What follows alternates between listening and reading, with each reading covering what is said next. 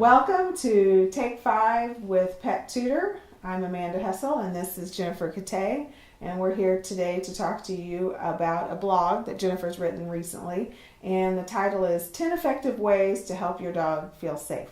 Did I get that right? Mm-hmm. Okay, great.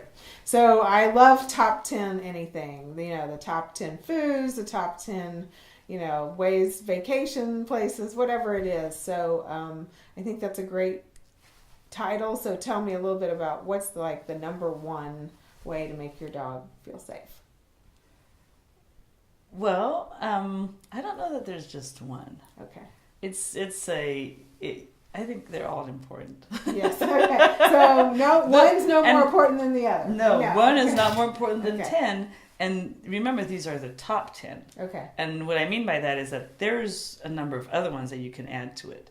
But the point that I really wanted to stress out in that blog was that a lot of our dogs don't feel safe. I mean, just think about how we feel most of the time. A lot of us go through life with a number of fears and anxiety, and we're afraid we're going to be late, we're going to lose our job, for our dogs, it's the same thing. They walk around life with a great deal of anxiety and fears. Not all of them, but a lot of them do.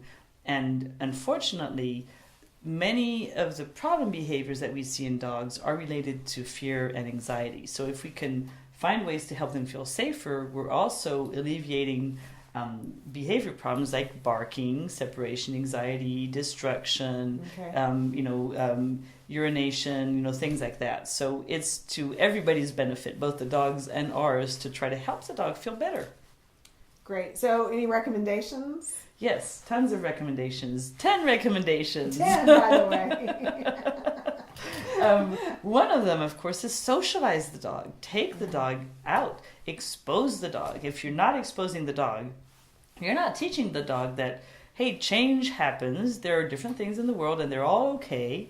And you can feel good around them. Mm-hmm. So socializing the dog at an early age is critical. But keeping up that socialization throughout the dog's life. You can't just socialize the dog for the first few weeks of its life and then forget about taking him out. You really have to keep that up, or the dog is going to develop a sense of security in its little cocoon, and then anything different, anything new that it's not been exposed to on a regular basis is going to feel a little bit threatening. So that would be one. Engage the dog's mind is another one. Mental stimulation is really, really important. Encourage the dog to use its mind and its intelligence to figure out problems. That's what I love about this product, by the way, because there's a whole lot of things that we can do with a pet tutor that could use the dog's mind, not only mind, but energy at the same time, in all sorts of enrichment games that we can do with it that contribute to the dog's well-being.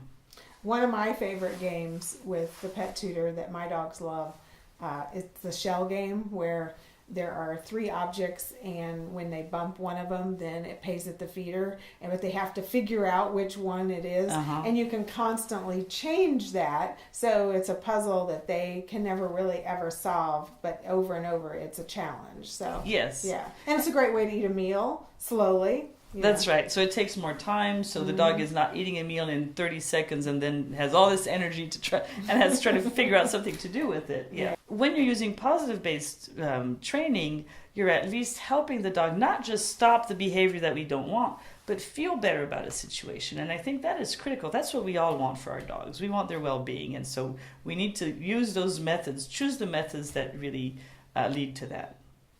Great blog. Thanks for writing it. What are we going to talk about at your next blog? What is it? Dog bites. Not as fun as a subject, but we got to talk about it.